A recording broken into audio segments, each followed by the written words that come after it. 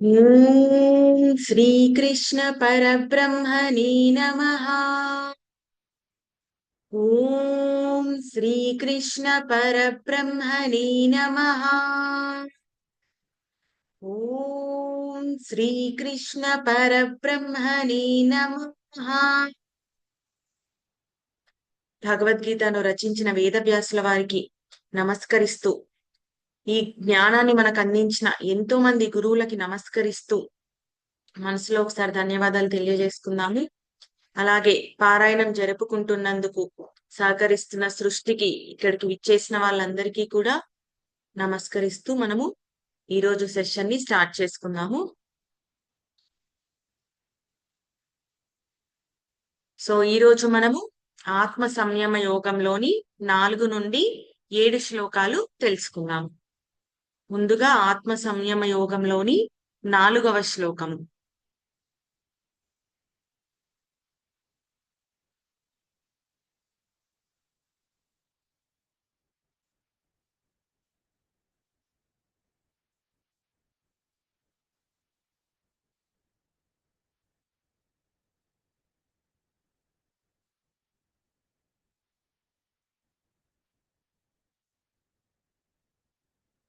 యదా హినేంద్రియార్థేషు న కర్మస్వనుషజ్జతే.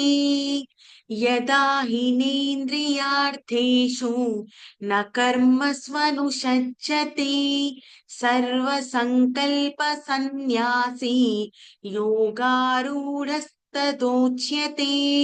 సర్వసంకల్ప సన్యాసి యోగారూఢస్తదోచ్యతే. యదా హి నేంద్రియార్థేషు న కర్మ స్వనుషజ్జతే సర్వసంకల్ప సన్యాసి యోగారూఢస్తదోచ్యతే. యథా ఇంద్రియార్థేషు, ఎప్పుడైతే ఇంద్రియార్థేషు అంటే ఇంద్రియ విషయముల యందు, శబ్దాది విషయముల యందు నా అనుషజ్జతే ఆసక్తి లేకుండా, మరియు కర్మనుహి నా కర్మల మీద కూడా ఆసక్తి లేకుండా, తథా సర్వ సంకల్ప సన్యాసి సమస్త సంకల్పాలను విడిచిపెట్టి యోగారూఢ ఉచ్యతే. యోగారూఢం అంటే యోగి అనే స్థితిలోకి కంప్లీట్ గా చేరుకుంటాడు అనేది ఇక్కడ ఈ శ్లోకంలో చెప్పబడింది. సో ఇంద్రియ విషయముల మీద మరియు కర్మల మీద ఆసక్తి లేకుండా సర్వ సంకల్పాలను విడిచిపెట్టి ఎవరైతే ఉంటారో వారిని యోగారూఢుడు అని చెప్పబడుతుంది అనేది ఈ శ్లోకం యొక్క భావం. సో ఇప్పుడు ఈ శ్లోకం ద్వారా మనం ఏం నేర్చుకోవాలి? యోగారూఢ స్థితికి ఎలా చేరుకోవచ్చు అనేది నేర్చుకోవాలి. ఆ యోగి అనేది ఎలా అవ్వాలి, యోగి అనే లక్షణాలు ఏమిటి, ఏ లక్షణాలు ఉంటే యోగి అవుతారు అనేది మనము తెలుసుకోవాలి. సో ఫస్ట్ ఏం చెప్పారు? శబ్దాది విషయం మీద ఆసక్తి లేకుండా ఉండడం అంటే సెన్స్ ఆబ్జెక్ట్స్ మీద నీకు ఎలాంటి అటాచ్మెంట్ లేకుండా ఉండడము. సెన్సెస్ అంటే సబ్జెక్ట్, అవి వేటి మీదకైతే వెళ్తుందో అది ఆబ్జెక్ట్స్, వాటి మీద అటాచ్మెంట్ లేకుండా ఉండడం. For suppose example, one of the sense object ఏంటి? దృశ్యంగా మనం ఏం చూస్తున్నాము? టీవీ చూస్తున్నాము, లేదా ల్యాప్టాప్ చూస్తున్నాము. ఇలాంటివి మన కళ్ళు దేని మీదకైతే వెళ్ళబడుతుందో అది మనకు అక్కడ ఆబ్జెక్ట్ గా మారుతుంది. సో అక్కడ టీవీ అనొచ్చు, లేదా ల్యాప్టాప్ అనొచ్చు. మనం దేనిదైతే చూడబడుతుందో దానిని ఆబ్జెక్ట్ అంటున్నాం. దాని మీద అటాచ్మెంట్ లేకుండా ఉండడం అంటే నువ్వు అక్కడ నుండి ప్లెజర్, హ్యాపీనెస్ తీసుకోకుండా ఉండడము అని అంటే నీకు అక్కడ నుంచి వచ్చే హ్యాపీనెస్ యాక్చువల్ హ్యాపీనెస్ కాదు అని నువ్వు అర్థం చేసుకోవడం అన్నమాట. అటాచ్మెంట్ లేకుండా ఉండడం అంటే అది చాలా, ఒకవేళ అక్కడ నుంచి ఏదైతే నీకు హ్యాపీనెస్, ప్లెజర్ వస్తుందో అది చాలా చిన్నది, చాలా లోవర్ స్టేట్, లోవర్ ఎనర్జీ అన్నమాట. నీకు అది నువ్వు అర్థం చేసుకోవడం అనమాట. అక్కడ అటాచ్మెంట్ లేకుండా ఉండడం అంటే సెన్స్ ఆబ్జెక్ట్స్ మీద. అది ఒక చూపు మీద నేను ఎగ్జాంపుల్ చెప్పాను. అలాగే ఇంద్రియాల అన్నిటి మీద, ఇంద్రియ విషయాలన్నిటి మీద, చూపు, వినికిడి, మనకి ఏవైతే 5 సెన్సెస్ గురించి మాట్లాడుకున్నామో ఆ సెన్స్ ఆర్గాన్స్, సబ్జెక్ట్స్ దేని దేని మీదకైతే వెళ్తుందో అవి ఆబ్జెక్ట్స్ అన్నమాట. సో వాటి మీద నీకు ఎలాంటి అటాచ్మెంట్ లేకుండా ఉండడం, అది first quality. Next second quality ఇంకేం చెప్పారు? కర్మ స్వనుషజ్జతే, అంటే నువ్వు చేసే యాక్షన్స్ మీద కూడా నీకు ఎలాంటి అటాచ్మెంట్ లేకుండా ఉండడం, నువ్వు చేసే కర్మల మీద కూడా నీకు ఎలాంటి అటాచ్మెంట్ లేకుండా ఉండడం. మరియు ఇంకా థర్డ్ పాయింట్ ఏం చెప్పారు? సర్వ సంకల్ప సన్యాసి. నీ అంటే అన్ని సంకల్పాలను విడిచిపెట్టడం. అన్ని సంకల్పాలను విడిచిపెట్టడం అంటే ఏంటి? నీకు ఏదైతే యాక్షన్స్ చేయడం ద్వారా రిజల్ట్ వస్తుందో ఆ ఫ్రూట్స్ ఆఫ్ యాక్షన్స్, యాక్షన్స్ అంటే కర్మలు, ఫ్రూట్స్ ఆఫ్ యాక్షన్స్ అంటే ఆ కర్మల నుండి వచ్చే ప్రతిఫలం. ఆ ప్రతిఫలం మీద నీకు అన్ని కోరికలను నువ్వు విడిచిపెట్టడం, రినౌన్సింగ్ ఆల్ డిజైర్స్ అన్నమాట for the fruits of actions. So నువ్వు కర్మల నుండి వచ్చే ప్రతిఫలం మీద నీకు అన్ని కోరికలను, దాని మీద నువ్వు అన్ని కోరికలను విడిచిపెట్టినప్పుడు. సో ఈ 3 క్వాలిటీస్ ఎవరికైతే ఉంటాయో వారిని యోగి అంటారన్నమాట. యోగారూఢ అంటే యోగి అనే స్థితి కంప్లీట్ గా పరిపూర్ణంగా వచ్చిన వాళ్ళని యోగారూఢుడు అంటున్నారు. అంటే దానిలో ఇంకా పరాకాష్ఠకి చేరిన వారు, అది యోగారూఢుడు. ఒకానొక కంప్లీట్ స్థితిలోకి చేరడం, ఆ యోగ స్థితి, యోగి. వేమనాని ఇంతకు ముందు మనం మెడిటేషన్ లో వేమన గురించి తెలుసుకున్నాం. యోగి వేమన అని సంబోధిస్తున్నారు మన గురువు గారు.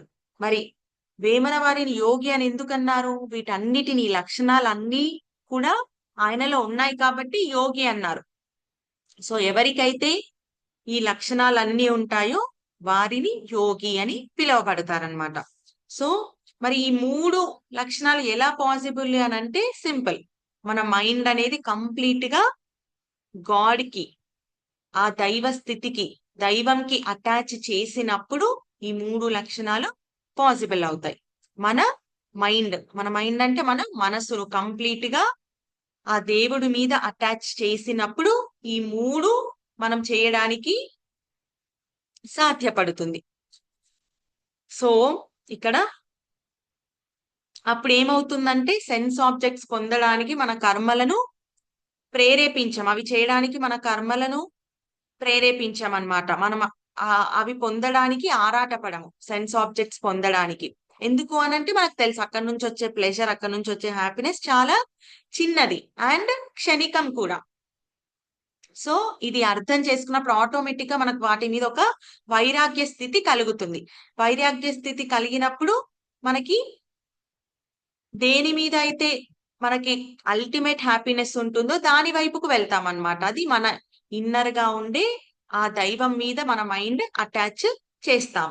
సో ఇంకా మనం ఎప్పుడు కూడా ఈ చిన్న చిన్న ప్లెజర్స్ మీద మన మైండ్ పరిగెత్తదు. అప్పుడు ఏమవుతుంది? మన మైండ్ నిశ్చలంగా అవుతుంది, ఆ పరమ శాంతిని పొందగలుగుతుంది. ఈ చిన్న చిన్న వాటి మీద మన మైండ్ పరిగెత్తనప్పుడు మన మైండ్ దేని మీద ఉంటుంది? ఆ దైవం మీద ఉంటుంది అనమాట. ఆ దైవం మీద ఉన్నప్పుడు ఆటోమేటిక్ గా మనం పరమశాంతిని పొందగలుగుతాం. అది నెక్స్ట్ స్టేజ్. ఫస్ట్ ఈ యోగి స్థితికి రావడానికి ఈ 3 లక్షణాలు, ఈ 3 లక్షణాలను మనము సాధన చెయ్యాలి అనంటే మనకు మన మైండ్ అనేది ఆ గాడ్ మీద ఉంచాలి. అప్పుడే మనకి వైరాగ్యం వస్తుంది. ఆ వైరాగ్యం ద్వారానే మనము అభ్యాసం, ఆ ప్రాక్టీస్ అనేది చేయగలుగుతాం. ఆ వైరాగ్య అభ్యాసాల ద్వారానే మన మనస్సు అనేది శాంతిని పొందగలుగుతాం. సో ఇది ఈ శ్లోకం ద్వారా మనము నేర్చుకోవాల్సింది. మరి ఇవన్నీ మనము సాధన చేసినప్పుడు మనము ఏమి పొందుతాము, పరమశాంతిని పొందుతాము అనేది చెప్పుకున్నాము. ఒకవేళ అలా చెయ్యకుండా చేస్తే ఏమవుతుంది, చేయకపోతే ఏమవుతుంది ఈ సాధన అనేదే మనకి నెక్స్ట్ శ్లోకంలో మనకి తెలియజేస్తున్నారు. ఆత్మ సంయమ యోగంలోని 5వ శ్లోకం. ఉద్ధరేదాత్మనాత్మానం నాత్మానమవసాదయేత్ ఆత్మైవ హ్యాత్మనో బంధుః ఆత్మైవ రిపురాత్మనః. ఉద్ధరేదాత్మనాత్మానం నాత్మానమవసాదయేత్ ఆత్మైవ హ్యాత్మనో బంధుః ఆత్మైవ రిపురాత్మనః. ఆత్మన అంటే తన చేత, ఆత్మనాం తనను, ఉద్ధరించుకుంటారో ఎవరైతే వారిని వారు ఉద్ధరించుకుంటారో, మరి అలాగే ఆత్మాన నా అవసాదయేత్, మరి అలాగే ఎవరైతే తన ద్వారా తనను అధోగతి పడవేసుకుంటారో, ఎవరైతే ఉద్ధరించుకుంటారో వారికి వారి ఆత్మ బంధువు అవుతుంది. ఎవరైతే పతనము చేర్చుకుంటారో, అధోగతి పాలవుతారో వారి ఆత్మ వారికి శత్రువు అవుతుంది. సో ఇక్కడ ఏం చెప్తున్నారు, ఎవరిని ఆత్మను వారే ఉద్ధరించుకోవాలి అనేది చెప్తున్నారనమాట. ఒకవేళ ఉద్ధరించుకుంటే వారికి అది బంధువు అవుతుంది, ఉద్ధరించుకోకపోతే అదే వారికి శత్రువుగా మారుతుంది అనేది చెప్తున్నారు. మరి ఇక్కడ ఉద్ధరించుకోవడం అంటే ఏంటి, ఇక్కడ ఆత్మ అనంటే ఆత్మ ద్వారా నీ మనస్సుని జయించడం అన్నమాట. ఎవరు మనస్సుని జయిస్తారో వారికి అది బంధువుగా మారుతుంది, ఎవరు జయించారో వారికి అది శత్రువుగా మారుతుంది. సో ఇక్కడ మనసులోనే రెండు ఉంటాయి, మిత్రుడు ఉంటాడు, శత్రువు ఉంటాడు. మిత్రుడు అనేది శుద్ధంగా ఉండే పార్ట్ అన్నమాట. మనసులో రెండు భాగాలు ఉంటాయి, ఒకటి శుద్ధంగా ఉండే పార్ట్, ఇంకొకటి అశుద్ధంగా ఉండే పార్ట్. శుద్ధంగా ఉండే పార్ట్ అంటే మంచి వైపు ఉండేది, అశుద్ధంగా ఉండేదంటే మలినమైపోయి చెడుగా ఉండేది. అలాగే శుద్ధంగా ఉండే పార్ట్ ఎలా ఉంటుంది అనంటే నిగ్రహంగా ఉంటుంది, దానికి ఆపోజిట్ గా మలినంగా ఉండే పార్ట్ నిగ్రహం లేకుండా ఉంటుంది. సో ఫస్ట్ పార్ట్ అంతా మనకి మంచి నిగ్రహంగా ఉండేది, శుద్ధత్వంగా ఉండేది, అలాగే ధర్మం వైపు ఉండేది. మరి ఇంకొక పార్ట్ ఏంటి, చెడుగా ఉండేది, మలినంగా ఉండేది, నిగ్రహం లేకుండా ఉండేది, అధర్మం వైపు ఉండేది అనమాట. ఈ రెండు కూడా మన మనసులోనే ఉన్నాయి. దేని మీద ఏది డామినేట్ చేస్తే ఆ మనసు అంతా అది ఆక్యుపై అయిపోతుంది, అంతే కదా. ఇప్పుడు రాజ్యంలో రెండు రాజ్యాలు ఉన్నాయి, ఏ రాజును ఓడిస్తే ఆ రాజు మొత్తాన్ని ఆక్యుపై చేసుకుంటాడు. అలాగే ఇక్కడ కూడా మన మనసులో రెండు భాగాలు ఉన్నాయి, ఏది దేనిని ఓడిస్తే మిగిలిన మనసు మొత్తం అదే ఆక్యుపై చేసుకుంటుంది అనమాట. సో ఇక్కడ నువ్వు చెడును డామినేట్ గా చేస్తావా, మంచిని డామినేట్ గా చేస్తావా? చెడును డామినేట్ చేసినప్పుడు అదే మొత్తం ఆక్యుపై చేస్తుంది, మంచిని డామినేట్ చేసినప్పుడు ఇది మొత్తం ఆక్యుపై చేస్తుంది. మంచి డామినేట్ చేసినప్పుడు నీకు అది ఫ్రెండ్ అవుతుంది, నీ మనసు అంతా ఒక ఫ్రెండ్లీగా నీకు అది ఫ్రెండ్ గా మారుతుంది. అలా కాకుండా నువ్వు రెండో భాగంని నువ్వు డామినేట్ చేసినప్పుడు నీ మనసు అంతా నీకు శత్రువుగా నీకు మారిపోతుంది అనమాట. అది ఇక్కడ చెప్తున్నారు. నీ మనసే నీకు శత్రువు, నీ మనసే నీకు మిత్రువు, రెండు కూడా నీలోనే ఉన్నాయి. ఇప్పుడు బయట కనిపించే శత్రువులు, నీకు బాహ్యంగా కనిపించే శత్రువులు మనకి కేవలం ఈ జన్మలోనే ఉంటారు. కానీ ఇక్కడ ఏం చెప్తున్నారంటే మన మనసులో ఉండే శత్రువులు మటుకు మనకి జన్మ జన్మలుగా వెంటాడుతూ ఉంటాయంట. సో అందుకని మన మనసుని శత్రువుగా మార్చుకోకుండా దానిని ఫ్రెండ్ చేసుకునే ప్రయత్నం మనము చెయ్యాలి. అది మనకి ఇక్కడ ఈ శ్లోకంలో చెప్తున్నారు. దీని continuation is same meaning next శ్లోకంలో మనకి చెప్పబడింది.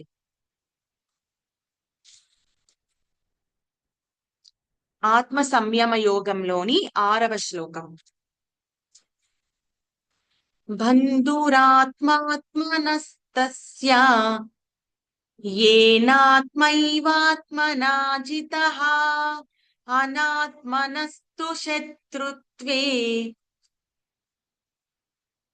वर्तेतात्मैव शत्रुवत् बन्धुरात्मात्मनस्तस्य येनात्मैवात्मना जितः अनात्मनस्तु शत्रुत्वे వర్తేతాత్మైవ శత్రువత్. ఏన ఆత్మన ఆత్మాజితః, ఏ జీవాత్మ ద్వారా మనసుతో ఇంద్రియములతో కూడిన శరీరము జితః జయింపబడుతుందో, తస్య ఆత్మనః ఆత్మా ఏవ బంధువు, అట్టి జీవాత్మ తానే మిత్రుడు, అలాంటి జీవాత్మ తనే మిత్రుడవుతాడు. అనాత్మనః ఆత్మ ఏవ శత్రువత్ శత్రుత్వే, మనస్సుతో ఇంద్రియములతో కూడిన శరీరాన్ని నువ్వు ఎప్పుడైతే జయించకుండా ఉంటావో అలాంటి వారి ఆత్మ శత్రువత్ శత్రుత్వే, నీకు శత్రువుగా మారుతుంది. నువ్వు ఎదగడానికి అదే నీకు అవరోధముగా ప్రవర్తిస్తుంది అనేది ఇక్కడ చెప్తున్నారు. సో రెండు శ్లోకాస్ ఒకటే మీనింగ్, రెండుగా మనకి చెప్పబడింది. దీనిలో కూడా అదే మీనింగ్. ఎప్పుడైతే నువ్వు నీ మనస్సు ద్వారా నీ శరీరంలో ఉన్న ఇంద్రియాలను నువ్వు నిగ్రహిస్తావో, ఎప్పుడైతే నువ్వు వాటిని జయిస్తావో, అప్పుడు నీ ఆత్మ ఏమవుతుంది, నీకు ఒక ఫ్రెండ్ గా మారుతుంది. ఒకవేళ నువ్వు జయించకపోతే అదే నీకు శత్రువుగా కూడా మారుతుంది. నీ ఎదగడానికి అదే నీకు పెద్ద ఆటంకంగా మారుతుంది. అలా కాకుండా నీకు మిత్రువుగా ఉన్నప్పుడు నీకు ఎదగడానికి అదే ఎంతగానో సహాయం చేస్తుంది.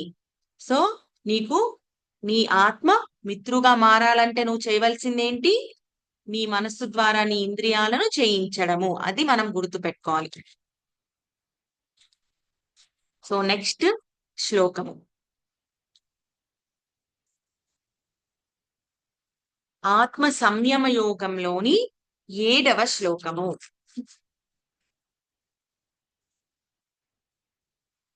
జితాత్మన ప్రశాంతస్య పరమాత్మా సమాహితః, జితాత్మన ప్రశాంతస్య పరమాత్మా సమాహితః, శీతోష్ణ సుఖ దుఃఖేషు తథా మానావమానయోః,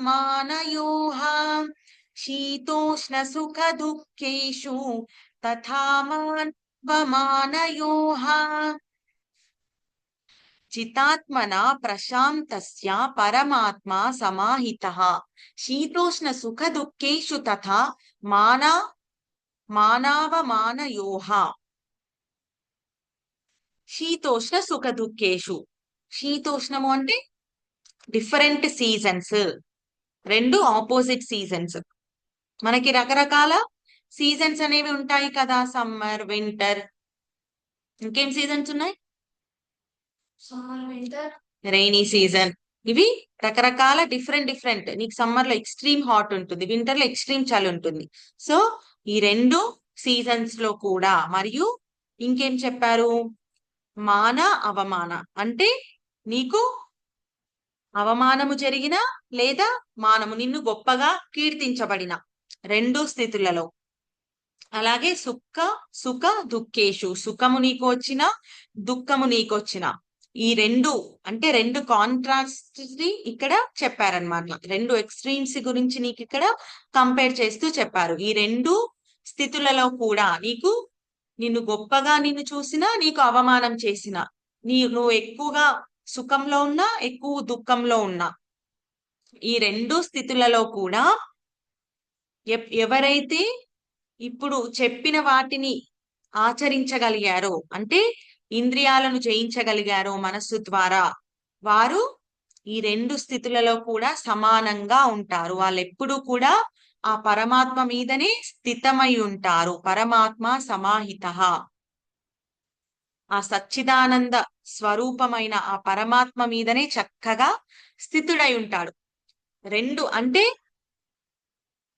రెండిటిని కూడా తను తీసుకొని, ఇదొచ్చిందా ఓకే, అదొచ్చిందా అయినా ఓకే ఓకే అనే స్థితిలో వాళ్ళు ఉంటారనమాట. ఎప్పుడు కూడా ఆ నిశ్చల స్థితిలో, ఆ పరమ శాంతి స్థితిలో వాళ్ళు ఉంటారు. ఎందుకు అనంటే వాళ్ళు గాడ్కి అటాచ్ అయి ఉంటారు కాబట్టి వాళ్ళని ఏవి వచ్చినా కూడా వాళ్ళు అలా నిశ్చలంగా ఉంటారు, వెనకరు వనకరు అన్నమాట. బ్యాలెన్స్డ్ గా ఎప్పుడు అలా ఉంటారు.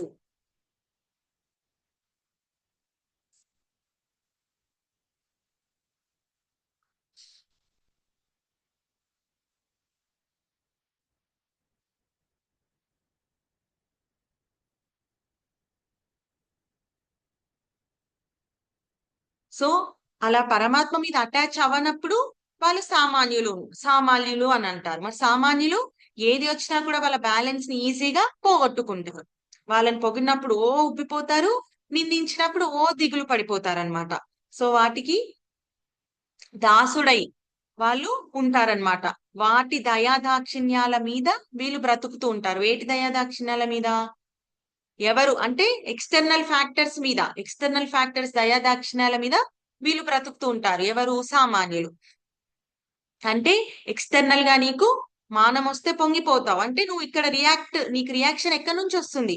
అక్కడ ఎక్స్టర్నల్ ఫ్యాక్టర్ మీద నీ రియాక్షన్ డిపెండ్ అయినప్పుడు నువ్వు ఒక డిపెండెన్సీ స్టేట్ లో నువ్వు ఉంటున్నావు. అంటే ఆటోమేటిక్ గా నువ్వు ఇండిపెండెంట్ గా లేవనే కదా అర్థము. ఇండిపెండెంట్ గా లేకపోతే నువ్వు ఎప్పుడు ఇండిపెండెంట్ గా లేకపోతే ఒకరి దయాదాక్షిణ్యాల మీద బ్రతుకుతున్నట్టే. అక్కడ ఒకరు అంటే మనిషి అవనక్కర్లేదు. అక్కడ నీకు ఆ సిచ్యువేషన్స్ దయాదాక్షిణ్యాల మీద నువ్వు బ్రతుకుతున్నావు. అంటే నువ్వు డిపెండెన్సీతో నువ్వు నీ రియాక్షన్స్ ని చూపిస్తున్నావు. అక్కడ గొప్పగా జరిగితే నువ్వు ఉప్పిపోతున్నావు. అంటే నీ కంట్రోల్ ఎక్కడుంది? నీ కంట్రోల్ అక్కడ ఎక్స్టర్నల్ వాటి మీద ఉంది. నీ కంట్రోల్ అనేది నీ రియాక్షన్ అనేది ఎక్స్టర్నల్ వాటి మీద ఉంది. అక్కడ నీకు మంచి జరిగితే, నీకు గొప్పతనం జరిగితే నువ్వు పొంగిపోతున్నావు. అదే అక్కడి నుంచి నీకు అవమానం వస్తే నువ్వు కృంగిపోతున్నావు. అంటే నువ్వు ఇండిపెండెంట్ గా లేవు. అది మనం అర్థం చేసుకోవాలి. ఇక్కడ మనము చాలా చాలా సార్లు ఇది కామన్ ఎగ్జాంపుల్ నాకు ఇక్కడ ఏం గుర్తొచ్చిందంటే, మనము ఇప్పుడు ఎవరైనా పెళ్లికి ఫంక్షన్స్ కి వెళ్ళాలనుకున్నప్పుడు ఏం చేస్తాము? ఓ వీళ్ళ పెళ్లికి వెళ్ళాలా, వీళ్ళకి ఏం పెట్టాలి అనే ఆలోచన వచ్చినప్పుడు నాకు ఇది సడన్ గా ఇప్పుడు స్ట్రైక్ అయింది. వీళ్ళు నా ఫంక్షన్ కి వచ్చారా లేదా అని ఒకసారి ఆలోచించుకుంటాం అనమాట. వాళ్ళు వస్తేనే నేను కూడా వెళ్తాను. అంటే నువ్వేదో అక్కడ నిన్ను గ్రేట్ గా ఫీల్ అవుతున్నావు. వాళ్ళు వస్తేనే నేను కూడా వెళ్తా, లేకపోతే నాకేం పట్టింది వెళ్ళడానికి అని అనుకుంటున్నావు. కానీ ఇంటర్నల్ గా నువ్వు ఒక్కసారి ఆలోచించు, నీ డిసిజన్ అక్కడ ఎవరికి ఇచ్చేసావు? అక్కడ వాళ్ళు రావడం మీద రావడం మీద ఇచ్చేసావు నీ డిసిజన్. సో నువ్వు లోవర్ గా ఉన్నావా? నువ్వు లోవర్ స్టేట్ లో ఉన్నావా, హయ్యర్ స్టేట్ లో ఉన్నావా? లోవర్ ఫ్రీక్వెన్సీలో ఉన్నావా, హయ్యర్ ఫ్రీక్వెన్సీలో ఉన్నావా? నీ డిసిజన్ ఎప్పుడైతే నువ్వు అవతల వాళ్ళ మీద డిపెండ్ అవుతుందో ఆటోమేటిక్ గా నువ్వు లోవర్ స్టేట్ లోనే ఉన్నట్టు. సడన్ గా నాకు ఎందుకో స్ట్రైక్ అయింది. అంటే చాలా మనం ఇలా క్యాలిక్యులేటెడ్ గానే ఉంటుంటాం అనమాట. వాళ్ళు వచ్చారు కాబట్టి నేను వెళ్తాను, వాళ్ళు రాకపోతే నేను వెళ్ళను. అంటే నీకు డిసిజన్ వాళ్ళు వచ్చే లేదా రాకపోవడం దాని మీద ఇచ్చేస్తున్నావు. కానీ నీ సొంతంగా నీకు డిసిజన్ తీసుకునే శక్తి నువ్వు దానికి అధికారం ఇవ్వట్లేదు. యాక్చువల్ గా మనము అక్కడ డామినెంట్ గా నేను వాళ్ళు రాలేదు కాబట్టి నేను కూడా వెళ్ళను అని నిన్ను నువ్వు గ్రేట్ గా ఫీల్ అవుతున్నావు. కానీ నువ్వు అక్కడ చాలా లోవర్ స్టేట్ లో ఉంటున్నావు. ఎందుకంటే నీ decision making power external situation కి నువ్వు ఇచ్చేసినప్పుడు నువ్వు ఏమవుతున్నావు? నువ్వు డిపెండెంట్ అయిపోతున్నావు అనమాట. వారి మీద నువ్వు డిపెండెంట్ అవుతున్నావు. సో ఇది మీరు ఒకసారి ఆలోచించుకొని నువ్వు నిజంగా అక్కడ గ్రేట్ గా ఫీల్ అవ్వాల్సింది ఉందా లేదా అనేది మీరు ఒకసారి ఆలోచించుకోండి.